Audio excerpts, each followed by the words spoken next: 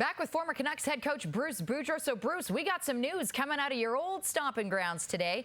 The Canucks announced that they will not be re-signing Nikita Zadorov, which leaves them enough wiggle room in terms of cap space to still make a big splash in free agency. Now, that being said, what's the biggest area of concern for the Canucks? Defense or a top six forward?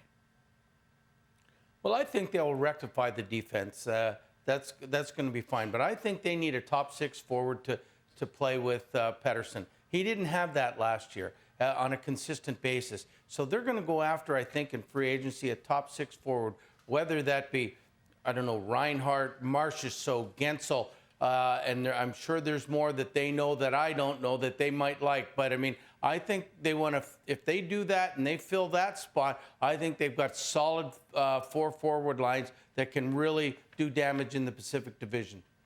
Well, switching over to the East, still up in the air whether Steven Stamkos will stay in Tampa or leave as a UFA. He's said to hit the market. But given all that he's done with that organization, does Tampa owe it to their captain to keep him at all costs? No, I don't believe so. I mean, they've been loyal to Steven. Steven's been really loyal to them. But you have to be able to make the tough decisions when you're in management. And I truly believe that, I mean, they've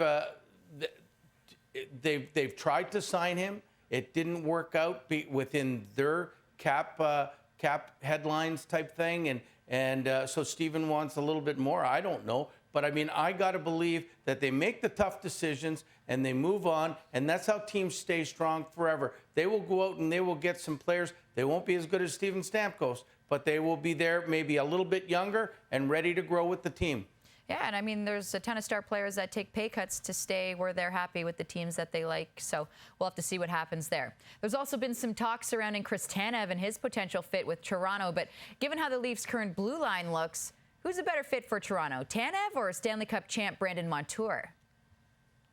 Very interesting question, and probably they've always wanted a defensive defenseman that's really good, that's right-hand shot, but I'm going with Brandon Montour. And the reason is because Morgan Rielly's been on an island for about 10 years. He's been the only offensive D that the Leafs have really gotten that's really up there, that's a really good one. I think Montour would really be a great addition. He'd play on another unit. He wouldn't play with Morgan Rielly. But with the offensive setup that the Leafs have this year, I think it would be a great fit. And, I mean, he does know how to win. He's from Brantford, close by. And, I mean, I think that would make the Leafs even more dangerous than they already are. Well, it's no secret that the blue line is one of the Leafs' biggest areas of concern. Toronto currently has the second shortest odds of landing Montour, according to FanDuel. As always, thanks, Bruce.